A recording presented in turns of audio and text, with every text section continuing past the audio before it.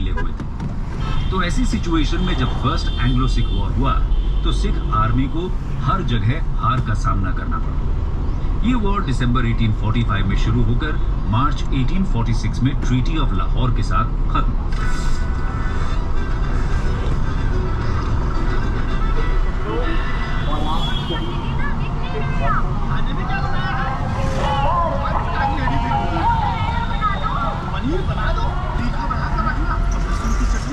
अरे भाई घटिया ऐड साला। खत्म होती। ट्रीटी ऑफ लाहौर में ब्रिटिश कहते हैं कि वो दलीप सिंह को पंजाब किंगडम का रूलर और रानी जिंदल को उनका रीजेंट एक्सेप्ट करते हैं। इसके साथ ही लाल सिंह को वजीर मानने के लिए भी तैयार है। लेकिन अब पंजाब की आर्मी को सिर्फ 20,000 इन्फेंट्री और 12,000 कैवलरी तक सीमित कर दिया जाता है। सिख आर्मी का रीऑर्गेनाइजेशन होने तक महाराजा और लाहौर के लोगों की सुरक्षा के लिए एक ब्रिटिश फोर्स को लाहौर में तैनात कर दिया जाता है। इस फोर्स को 1846 के एंड तक लाहौर में रहना था। इसके साथ ही सर हेनरी लॉरेंस को लाहौर में ब्रिटिश रेजिडेंट बना दिया जाता है। कंपनी लाहौर किंगडम से 1 करोड़ रुपए से ज्यादा की वॉर इंडेमनिटी की मांग भी करती है। लाहौर किंगडम के पास इतना पैसा नहीं था, इसलिए कंपनी लाहौर किंगडम के पार्ट जम्मू एंड कश्मीर को गुलाब सिंह को बेच देती है। गुलाब सिंह इसके बदले में कंपनी को 75 लाख रुपए देते हैं। इसके साथ ही ब्यास और सतलज के बीच का एरिया जलंधर दोआब को भी ब्रिटिश एनेक्स कर लेते हैं। तो दोस्तों, ये थी 1846 की ट्रीटी ऑफ लाहौर। इस ह्यूमिलिएटिंग ट्रीटी से सिख खुश नहीं थे और वो रिबेलियन कर देते हैं। कंपनी इजीली इस रिबेलियन को क्रश कर देती है और कहती है कि ये रिबेलियन महारानी जिंद के कहने पर हुआ है, इसलिए एक और ट्रीटी साइन की जाती है जिसके अकॉर्डिंग महारानी जिंद को पेंशन देकर बनारस भेज दिया जाता है और ब्रिटिश रेजिडेंट हेनरी लॉरेंस की लीडरशिप में एक रीजेंसी काउंसिल बनाई गई जिसमें 8 सिख सरदार्स को रखा गया।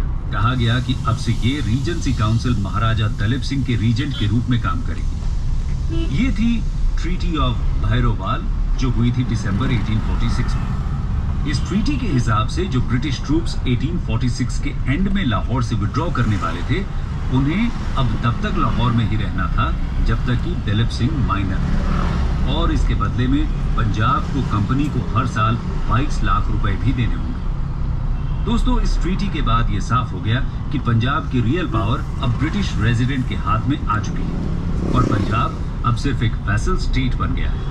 यहाँ से पंजाब की इंटरनल एडमिनिस्ट्रेशन की रिस्पॉन्सिबिलिटी भी ईस्ट इंडिया कंपनी की हो जाती है। लेकिन ब्रिटिशर्स यहाँ भी नहीं रुकते। सिर्फ 2 साल के बाद ही 1848 में सेकेंड एंग्लो सिख वॉर के थ्रू वो पंजाब को पूरी तरह एनेक्स कर लेते हैं। आइए फिर सेकेंड एंग्लो सिख वॉर को भी समझते हैं। Second Anglo Sikh war 1848-49। दोस्तों, ये तो हमने समझा कि फर्स्ट एंग्लो सिख वॉर के बाद हुई ट्रीटी सिख्स के लिए बहुत ही ह्यूमिलिएटिंग थी और सारी पावर्स अब ब्रिटिश रेजिडेंट हेनरी लॉरेंस के हाथों में आ चुकी थी। ऐसे में 1848 में हेनरी लॉरेंस मुल्तान के गवर्नर दीवान मूलराज से इंक्रीज्ड रेवेन्यू की डिमांड करते हैं, लेकिन मूलराज ने न तो बढ़ा हुआ रेवेन्यू देने की बात मानी और न ही पुराना हिसाब किताब चुकता किया। उन्होंने भी अपनी तरफ से तैयारी कर ली थी कि अगर ब्रिटिश रेजिडेंट कोई जबरदस्ती करने की कोशिश करेंगे तो देख लेंगे। तब ब्रिटिश रेजिडेंट डिसाइड करते हैं कि मूलराज को रिप्लेस करके किसी और को मुल्तान का गवर्नर बना दिया जाए। लेकिन मुल्तान की जनता मूलराज के फेवर में थी, इसलिए मुल्तान के नए सिख गवर्नर को 2 British officers lieutenant Patrick Van Agnew और लेफ्टिनेंट एंडरसन के साथ मुल्तान भेजा गया। जब ये मुल्तान पहुंचे तो वहां की जनता पहले से ही भड़की हुई थी। उन्होंने इन दोनों ब्रिटिश ऑफिसर्स को मार दिया।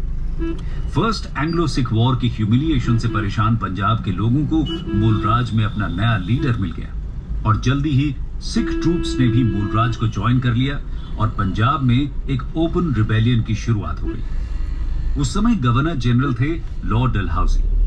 पंजाब की स्थिति देखकर लॉर्ड डलहौजी ने डिसाइड किया कि ये एक बहुत ही बढ़िया मौका है पंजाब को एनेक्स करने का।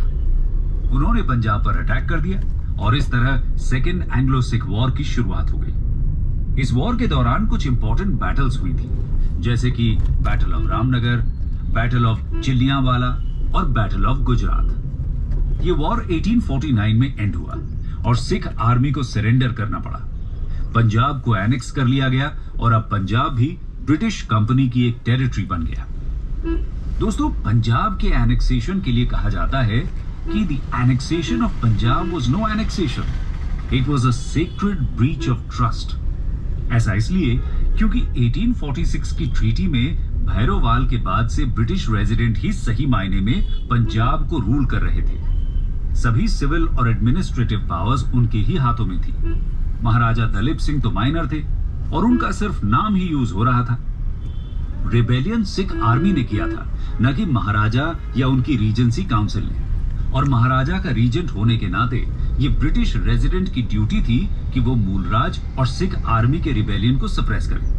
महाराजा दलीप सिंह को तो किसी भी तरह इस रिबेलियन के लिए रिस्पॉन्सिबल नहीं माना जा सकता, इसलिए इस बेसिस पर उनसे उनका किंगडम छीन लेना पूरी तरह अनजस्ट था।